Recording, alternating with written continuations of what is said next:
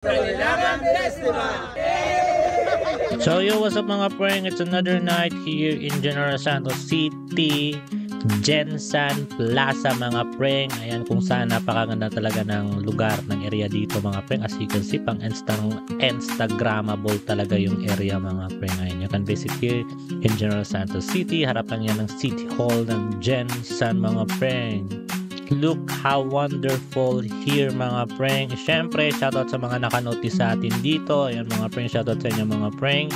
Days to go na lang mga preng, mag-start na yung Kalilangan 2025 mga preng. Ito na yung isa na naman sa pinakabonggang event dito sa General Santos City mga preng. So marami na mga nagpe-prepare dito for this kind of event. At sa event na to mga preng, this year 2025 ay maraming masisikat na mga celebrities mga preng na bibisita dito sa atin sa Gensan. At kaya't asahan rin na isa rin ito sa remarkable event na mangyayari this year 2025.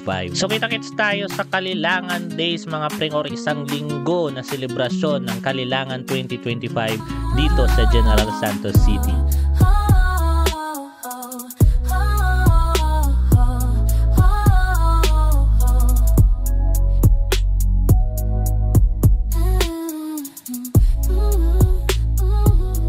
Woke up to the sunshine in my soul.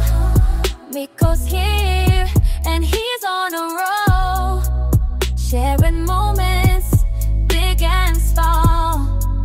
Happiness is everywhere, it's in our soul. Taking each day as it comes, smiling right, no need to run. Finding peace in all I do, loving myself, that's the truth. Choose to be happy, it's the way to be. Living my life just feeling free. Love yourself, let the joy unfold. Nico TV sharing stories untold.